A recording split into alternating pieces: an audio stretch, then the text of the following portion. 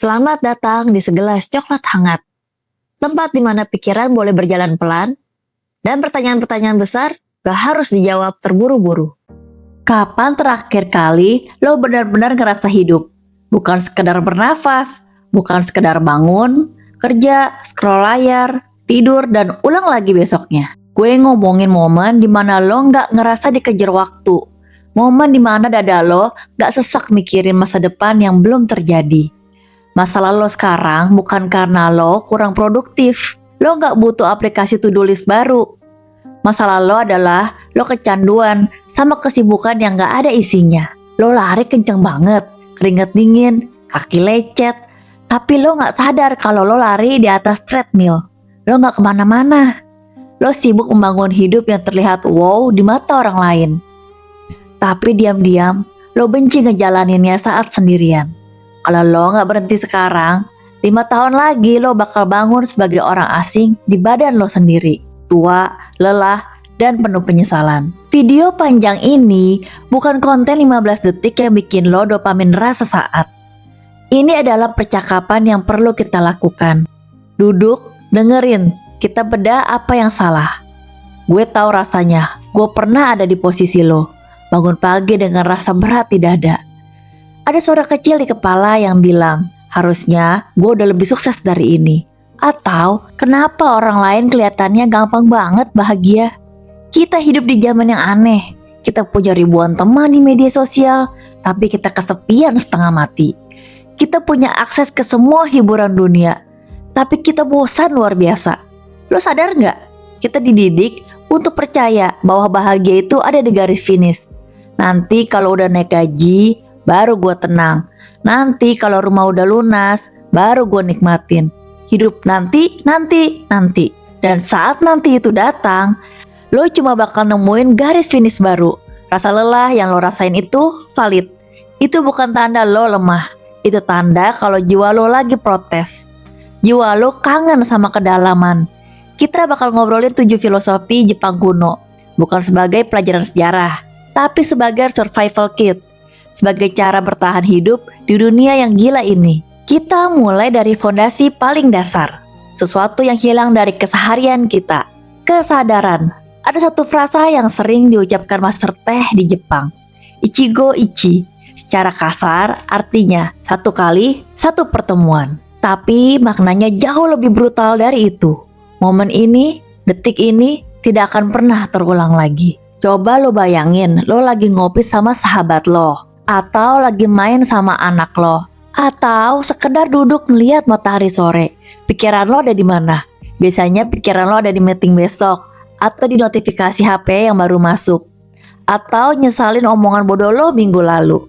Badan lo ada di situ, tapi lo nya nggak ada. Secara psikologis, otak kita punya mekanisme yang disebut Default Mode Network atau DMN. Ini adalah mode atau pilot. Saat DMN aktif, kita melamun, mikirin masa lalu, atau cemas soal masa depan. Evolusi mendesain ini supaya kita bisa belajar dari kesalahan dan merencanakan survival. Tapi di dunia modern, DMN ini jadi racun. Dia bikin kita terus-menerus cemas atau depresi. Ichigo Ichi adalah antitesis dari autopilot. Filosofi ini memaksa kita sadar, pertemuan lo dengan orang di depan lo ini mungkin adalah yang terakhir. Kopi yang lo minum ini rasanya gak akan pernah sama persis besok. Cahaya matahari yang jatuh di lantai kamar lo itu unik untuk hari ini saja. Gue mau tantang lo. Kalau lo tahu ini adalah kali terakhir lo bisa ngobrol sama orang tua lo, apakah lo bakal main HP pas mereka cerita? Kalau lo tahu ini adalah hari terakhir lo bisa jalan kaki dengan sehat, apakah lo bakal ngeluh soal panasnya matahari? Kita sering meremehkan sekarang karena kita pikir kita punya waktu tak terbatas. Itu arogansi terbesar manusia. Ichigo Ichi ngajarin kita, jangan simpen piring bagus buat tamu spesial. Pakai sekarang. Jangan tunda bilang sayang. Bilang sekarang. Jangan nunggu liburan setahun sekali buat ngerasa damai. Cari damai di sela-sela macetnya jalanan. Ditarikkan nafas lo sekarang, lo kehilangan hidup lo bukan karena bencana besar. Lo kehilangan hidup lo karena lo menyepelekan detik-detik kecil. Lo buang emas demi mengejar plastik. Jika kamu melewatkan keindahan sekarang, kamu kehilangan sesuatu yang tidak bisa diganti dengan uang sebanyak apapun. Oke, sekarang lo udah mulai belajar hadir di momen ini dengan Ichigo Ichi. Tapi pertanyaan berikutnya muncul. Kalau gue udah hadir di sini, buat apa gue bangun besok pagi? Apa yang harus gue lakuin sama hidup gue? Disinilah kita masuk ke konsep kedua yang sering banget disalahartikan orang barat, Ikigai. Kalau lo cari di Google, lo bakal nemu diagram Venn. Irisan antara apa yang lo suka, apa yang lo jago, apa yang dibayar, dan apa yang dunia butuhkan. Itu versi romantisasi yang dibikin orang asing. Konsep asli Ikigai di Jepang jauh lebih sederhana, tapi jauh lebih spiritual. Ikigai berasal dari kata Iki yang berarti hidup, dan Gai yang berarti nilai atau harga. Jadi nilai dari hidup. Di Okinawa, tempat di mana orang-orangnya paling panjang umur di dunia, Ikigai mereka bukan menjadi CEO startup unicorn, bukan punya 1 juta subscriber. Ikigai mereka bisa sederhana, melihat cucu saya tersenyum, merawat kebun tomat saya, atau menyeduh teh yang enak. Kita terjebak dalam apa yang psikolog sebut the hedonic treadmill. Kita pikir tujuan hidup atau Ikigai itu harus sesuatu yang megah, harus mengubah dunia, harus viral. Beban itu berat, men. Itu yang bikin lo susah bangun pagi. Karena otak lo ngerasa tugas lo terlalu besar dan mustahil. Akibatnya, prokrastinasi. Lo takut sebelum mulai. Ikigai yang asli itu low floor, high ceiling. Mulainya rendah, atapnya tinggi. Ikigai adalah alasan kecil yang bikin dada lo hangat saat bangun tidur. Mungkin itu kopi pagi lo. Mungkin itu nulis 1 paragraf naskah. Mungkin itu ngasih makan kucing jalanan. Ketika lo berhenti nuntut hidup, lo harus jadi film blockbuster Hollywood. Lo mulai bisa menikmati skenarionya. Ikigai bukan tentang apa yang lo capai, tapi tentang siapa lo saat lo ngelakuin hal itu. Apakah lo melakukannya dengan cinta atau dengan rasa takut miskin? Energi itu beda dan hasilnya akan beda. Kita baru mengupas kulit luarnya. Kita udah bicara soal menghargai momen dengan Ichigo Ichi dan menemukan alasan sederhana untuk bangun dengan Ikigai. Tapi gue tahu pertanyaan lo selanjutnya. Sis, teori enak, tapi realitanya hidup gue berantakan. Gue penuh kekurangan. Gue cemas. Gimana cara kita berdamai dengan ketidaksempurnaan diri sendiri? Gimana cara kita melihat retakan dalam hidup bukan sebagai aib, tapi sebagai seni? Di bagian selanjutnya, kita bakal masuk ke wabi-sabi dan konsep mah. 2 hal yang bakal lamatin kewarasan lo saat dunia memaksa lo untuk jadi sempurna. Tarik nafas panjang, kita lanjut. Banyak dari lo yang DM gue atau ngeluh di tongkrongan. Gue belum nemu passion gue sis. Gue bingung arah hidup gue kemana. Dengerin ini baik-baik, karena ini fondasi semua yang bakal kita omongin. Passion itu bukan barang hilang yang lo temuin di bawah bantal. Ikigai itu bukan wahyu yang turun dari langit pas lo lagi bengong. Ikigai itu dibangun, lo gak menemukan jawaban, lo mengerjakan jawaban itu. Masalah utama adalah generasi kita bro. Kita terobsesi sama hasil akhir. Kita mau jadi penulis bestseller, tapi malas nulis 1 halaman per hari. Kita mau badan atletis, tapi malas angkat beban. Kita mau Ikigai yang megah, tapi meremehkan proses yang membosankan. Itu kesalahan fatal. Dalam neurologi ada istilah keren, myelin. Setiap kali lo mengulang 1 tindakan sekecil apapun, lapisan myelin di saraf otak lo menebal, sinyal jadi lebih cepat, lo jadi lebih jago, dan ajaibnya, lo jadi lebih menikmati prosesnya. Cinta itu datang dari pengulangan. Ikigai seringkali tersembunyi di balik hal-hal yang lo anggap rutinitas atau membosankan. Sekarang coba cek hidup lo. Apa 1 hal kecil yang rela lo lakuin, biarpun lo lagi capek? Mungkin itu dengerin curhat teman, masak buat keluarga, atau sekedar ngerapiin file di laptop. Itu benihnya, itu bibit kecil passion lo. Jangan cari yang jauh-jauh, siram yang itu. Tapi gue tahu apa yang nahan lo buat mulai menyiram benih itu. Lo takut jelek, lo takut gagal, lo takut dilihat orang dan diketawain karena hasil karya lo gak sempurna. Lo nunggu waktu yang tepat. Lo nunggu alat yang canggih. Lo bilang lo perfeksionis. Bullshit. Perfeksionisme itu cuma kata halus buat ketakutan. Lo takut kelihatan retak. Padahal justru diretakan itu seninya. Ini membawa kita ke filosofi Jepang kedua. Filosofi yang bakal nyelamatin harga diri lo dari kejamnya standar media sosial. Wabi-sabi. Wabi-sabi adalah pandangan dunia yang menerima 3 realita mutlak. Pertama, tidak ada yang abadi. Kedua, tidak ada yang selesai. Ketiga, tidak ada yang sempurna. Dunia modern, terutama Instagram dan TikTok, ngejual kebohongan sebaliknya. Kulit harus mulus tanpa pori-pori. Rumah harus estetik tanpa debu. Karir harus naik terus tanpa grafik turun. Itu palsu. Dan mengejar kepalsuan itu bikin jiwa lo sakit. Wabi-sabi ngajarin kita buat melihat retakan sebagai cerita. Pernah dengar seni kintsugi? Saat mangkuk keramik pecah, orang Jepang gak membuangnya. Mereka menyambung pecahannya pakai emas. Hasilnya? Mangkuk itu jadi lebih berharga karena dia pernah pecah. Coba lihat diri lo. Mungkin lo pernah gagal bisnis. Mungkin lo pernah hancur karena putus cinta. Mungkin lo punya trauma masa kecil yang bikin lo jadi orang yang tertutup. Masyarakat bilang itu cacat. Tapi wabi-sabi bilang itu sejarah. Lo jadi orang yang lebih bijak hari ini karena kegagalan itu. Lo jadi orang yang lebih empatik karena rasa sakit itu. Jangan disembunyiin. Jangan dipoles filter biar kelihatan sempurna. Karisma seseorang itu muncul dari keaslian, bukan dari kesempurnaan. Berhenti nuntut diri lo buat jadi robot. Lo manusia, lo menua, lo bakal bikin salah, lo bakal retak. Dan itu indah. Ketika lo berhenti ngejar kesempurnaan, beban 100 kilo di pundak lo tiba-tiba hilang. Lo bebas. Sekarang kita masuk ke filosofi ketiga. Enak kan? 3 detik tadi, hening, kosong. Itu adalah ma. Secara harfiah, ma berarti jeda atau ruang antara.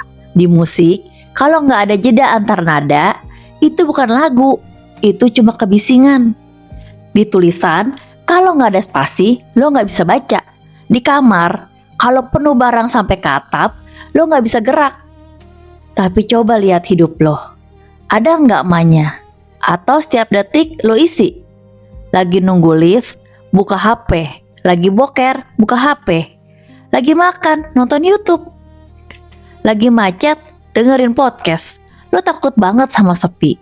Lo takut banget sama isi kepala lo sendiri. Lo bilang lo burn out.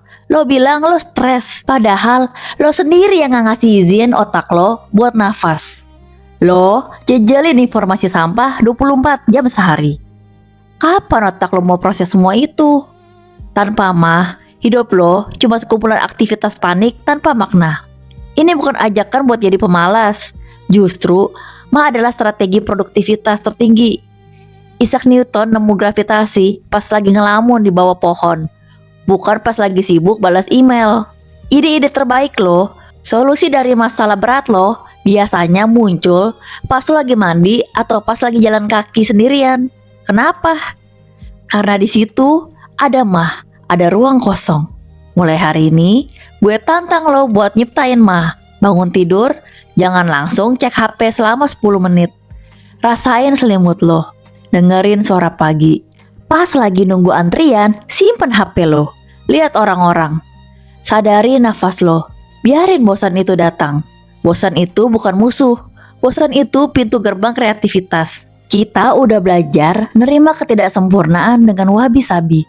Kita udah belajar ngasih ruang buat nafas dengan mah. Sekarang, setelah hati lebih tenang dan otak lebih lega, gimana caranya kita maju? Gimana caranya kita ngubah hidup yang tadinya stagnan jadi bertumbuh? Tanpa harus revolusi besar-besaran yang bikin kaget. Jawabannya ada di langkah kecil. Langkah yang saking kecilnya, lo gak mungkin gagal. Kita semua punya penyakit yang sama. Penyakit besok. Besok gue bakal lari 10 kilo. Besok gue bakal tulis 5 bab buku. Besok gue bakal ubah total hidup gue. Dan ketika besok datang, lo lakuin itu sekali. Lo capek, besoknya lo berhenti total. Balik lagi jadi kentang sofa. Kenapa? Karena lo serakah. Lo mau hasil 10 tahun diringkas jadi semalam. Realita nggak punya background musik kawan. Realita itu sunyi dan lambat. Di Jepang pasca perang, mereka pakai filosofi Kaizen. Perbaikan terus menerus, gak usah revolusi. Cukup satu lebih baik setiap hari. Mari kita hitung-hitungan bodoh sebentar. Kalau lo jadi satu lebih baik setiap hari selama setahun, di akhir tahun lo bakal 37 kali lipat lebih baik. 37 kali lipat. Tapi kalau lo lebih buruk satu setiap hari, lo turun mendekati 0. Kaizen itu membosankan. Serius, ini gak seksi buat konten Instagram. Hari ini, gue cuma push up 5 kali. Siapa yang peduli? Gak ada yang kasih like. Tapi Kaizen bukan soal validasi orang lain. Ini soal momentum. Bayangkan, kereta api pas baru mulai jalan, diganjal batu kecil aja dia berhenti. Tapi kalau udah jalan pelan konsisten, makin kencang, tembok beton pun bakal ditembus. Hidup lo berat karena lo selalu mencoba lompat, bukan jalan. Berhenti nunggu motivasi besar. Motivasi itu emosi, dia naik turun. Kaizen itu sistem. Dia tetap jalan, mau lo lagi sedih atau senang. Gimana cara mulainya kalau lo orang yang pemalas banget? Pakai prinsip 1 menit. Lo mau rajin baca, jangan targetin 1 buku. Targetin baca 1 menit aja hari ini. Lo mau olahraga, targetin pakai sepatu lari 1 menit aja. Habis itu lepas lagi kalau mau. Triknya adalah memulai. Itu bagian paling berat. Otak lo punya resistensi. Tapi begitu lo udah mulai, biarpun cuma 1 menit, biasanya lo bakal kebablasan lanjut. Dan kalaupun gak lanjut, it's okay. Lo udah menang hari ini. Lo udah muncul. Kemenangan kecil ini ngasih sinyal ke otak lo. Hey, ternyata gue bisa dipercaya. Kepercayaan diri lo tumbuh bukan dari teriak-teriak di depan cermin, tapi dari menepati janji kecil ke diri sendiri. Oke, kita udah bahas soal Kaizen. Filosofi Jepang yang ngajarin kita buat terus menambah nilai diri, terus maju, terus bertumbuh secara perlahan. Keren, gue akuin. Kaizen itu mesin pertumbuhan lo. Tapi lo tahu nggak, Kaizen itu punya bahaya besar yang jarang dibahas. Kalau lo cuma fokus nambah dan maju, lo jadi buta. Lo lupa sama harta yang udah ada di tangan lo. Sekarang, lo berubah jadi konsumen yang rakus. Beli baju baru padahal lemari lo udah jebol. Ganti pacar padahal yang lama cuma butuh dihargai. Kejar jabatan baru tapi kesehatan lo korbanin. Ambisi tanpa rem itu bukan Kaizen, itu keserakahan. Di sini kita butuh remnya, kita butuh penyeimbang supaya ambisi lu gak berubah jadi bencana mental. Kita butuh motainai. Pernah denger gak orang tua lu bilang, habisin nasinya, nanti nasinya nangis. Kedengeran konyol kayak mitos anak kecil. Tapi di Jepang itu inti dari motainai. Secara harfiah, motainai sudah diterjemahkan jadi sayang banget atau mubazir. Tapi filosofinya jauh lebih dalam. Ini soal menyayangkan hilangnya roh atau potensi dari sesuatu. Dulu dalam kepercayaan Shinto, setiap benda air, kertas, waktu itu punya kami, punya roh. Ketika lu buang makanan sisa, lu bukan cuma buang duit men, lu buang matahari, air, tanah, dan keringat petani yang bersatu untuk membuat nasi itu ada. Lu memutus rantai kehidupan tanpa hormat. Masalah kita sekarang, kita hidup di era throwaway culture. Budaya sekali pakai, gelas plastik, minum, buang. Baju murah, pakai dikit, sobek, buang. Dan yang paling parah, hubungan bosen dikit, ghosting. Cari yang baru di aplikasi. Kita memperlakukan segala hal termasuk manusia sebagai sampah masa depan. Gimana lu mau bahagia kalau lu sendiri gak menghargai apa yang lu sentuh? Tapi dengerin gue baik-baik. Motainai terbesar bukan soal makanan sisa atau plastik. Motainai terbesar adalah hidup lu. Coba lu bayangin probabilitas lu bisa lahir di dunia ini. Kakek nenek lu selamat dari perang, dari wabah penyakit. Semua gen itu nyatu jadi lo. 1 dari triliunan kemungkinan. Dan apa yang lo lakuin sama keajaiban biologi ini? Lu pakai buat scroll konten sampah 5 jam sehari. Lu pakai buat mikirin omongan tetangga yang gak peduli sama hidup lo. Motainai, sayang banget. Potensi lu, bakat lu, waktu lu yang gak bisa di-refund, lu bakar begitu aja. Itu penghinaan terbesar terhadap sang pencipta. Gimana cara kita tobat dari dosa ini? Mulai dari menghormati apa yang lu miliki. Pertama, hormati barang lu. Rawat apa yang lu punya. Saat lu merawat benda, lu melatih jiwa lu buat peduli. Energi ini bakal nular ke cara lu merawat diri sendiri. Kedua, hormati waktu lu. Jangan kasih waktu lu gratis ke orang yang toksik. Waktu lu itu nyawa lu. Kalau ada yang ngajak drama, bilang dalam hati, motainai, sayang energinya. Ketiga, hormati makanan lu. Makan dengan sadar, jangan sambil nonton. Rasain, bersyukur. Ketika lu hidup dengan prinsip motainai, lu gak butuh banyak barang buat bahagia. Lu nemuin kekayaan dalam rasa cukup. Dan ketika lu merasa cukup, lu gak lagi lari dikejar rasa takut miskin. Lu lari karena lu ingin berkarya. Itu bedanya. Lo sekarang udah punya mesin Kaizen dan bahan bakar motainai. Tapi masih ada satu kepingan puzzle terakhir yang paling penting dalam hubungan antar manusia. Gimana caranya kita berinteraksi sama orang lain, keluarga, pasangan, musuh tanpa kehilangan ketenangan batin kita? Gimana caranya peduli tanpa jadi people pleaser? Jawabannya ada di filosofi terakhir, omoiyari. Ini adalah level tertinggi kedewasaan emosional. Pernah nggak lu ketemu orang yang entah kenapa selalu ngerti? Lu belum bilang haus, dia udah nyodorin air. Lu kelihatan kedinginan, dia ngecirin AC tanpa lu minta. Rasanya nyaman banget di dekat mereka. Itu omoiyari. Omoiyari beda sama empati biasa yang verbal. Omoiyari itu unspoken action, tindakan tanpa kata. Ini adalah kemampuan untuk mengantisipasi kebutuhan orang lain sebelum mereka mengucapkannya. Di Jepang, ada istilah kuki oyomu, membaca udara. Orang yang gak punya omoiyari disebut kai kuki yomenai. Orang yang gak bisa baca situasi. Masalah hubungan lu seringkali karena lu terlalu sibuk sama ego lu sendiri. Kenapa dia gak ngertiin gue? Kenapa gue gak dipuji? Ego. Lu berisik banget karena lu sibuk mikirin diri sendiri. Lu jadi buta sama perasaan orang lain. Lu gak sadar pasangan lu lagi capek banget cuma dari cara dia naruh tas. Lu nunggu mereka teriak minta tolong, baru lu bereaksi. Itu telat, men. Omoiyari menampar kita untuk keluar dari kepala kita sendiri. Berhenti jadi tokoh utama di setiap adegan. Sekali-sekali jadi pengamat. Perhatiin detail kecil. Di situ letak nyawa sebuah hubungan. Kunci omoiyari adalah tidak transaksional. Kalau lu berbuat baik biar dipuji, itu bukan omoiyari, itu marketing. Omoiyari itu sunyi. Lu geser gelas biar gak kesenggol sikunya, dan dia bahkan gak sadar. Dan lu tahu apa efek sampingnya?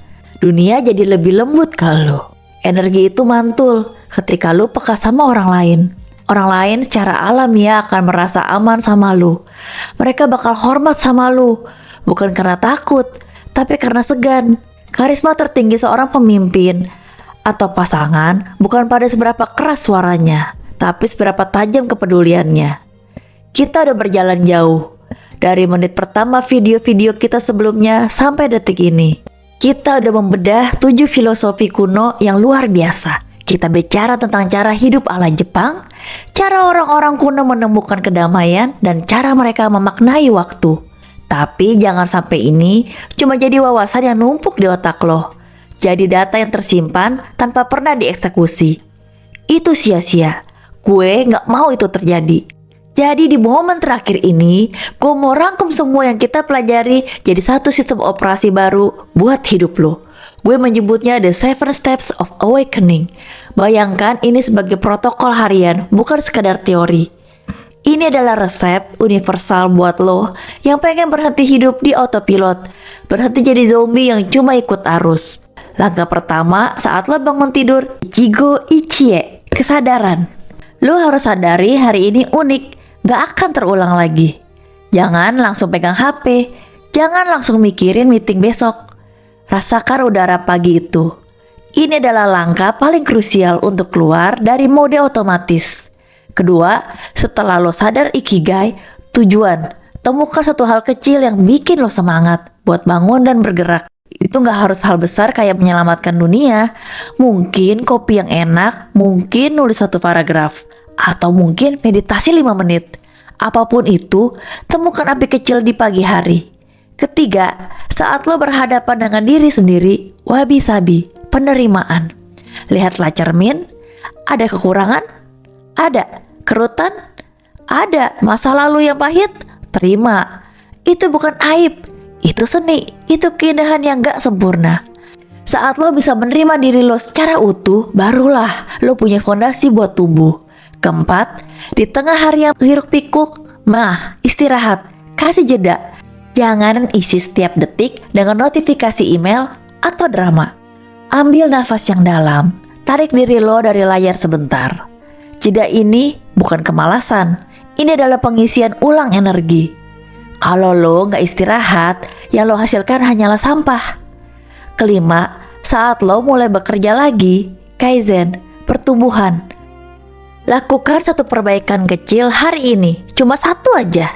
Rapikan meja lo, pelajari satu kata baru, selesaikan tugas 5 menit lebih cepat, konsisten. Kaizen mengajarkan kita bahwa perubahan revolusioner adalah hasil dari evolusi kecil yang tak terhentikan. Keenam, sebelum lo menghabiskan energimu, metainai penghargaan, hormati waktu dan energimu. Jangan buang-buang ke hal toksik, ke gosip yang gak penting, atau ke orang yang cuma menyedot semangat lo. Energi lo berharga, perlakukan seperti harta karun. Ketujuh, saat lo mengakhiri hari, omoiyari, koneksi. Akhiri hari dengan peka pada orang sekitar. Beri kebaikan sunyi tanpa pamrih. Tanyakan kabar orang tua lo. Kirim pesan support ke teman lo. Kebaikan ini akan balik ke lo dalam bentuk kedamaian. Inilah dia, The 7 Steps of Awakening. Ini bukan sekedar teori Jepang yang keren buat dibahas di podcast. Ini adalah resep universal buat lo jadi manusia utuh. Dan sekarang, bola ada di tangan lo. Video ini bakal berakhir sebentar lagi. Lo punya 2 pilihan. Pilihan A, lo tutup video ini, lo bilang, wah bagus banget isinya. Terus lo scroll video kucing atau gosip artis. Besok pagi, lo balik jadi zombie. Lo balik ngeluh, balik stres, balik kerasa kosong. 1 tahun dari sekarang, lo balik lagi ke video ini, berharap ada magic yang bisa lo tonton. Pilihan B, lo matiin HP lo abis ini, lo duduk diam 5 menit, praktekin terus lo tanya ke diri lo, satu hal kecil apa yang mau gue ubah detik ini? Mungkin lo cuma mau merapikan dompet lo, mungkin lo cuma mau minum segelas air. Mulai dari yang paling kecil. Gue gak bisa maksa lo, gue cuma suara di internet.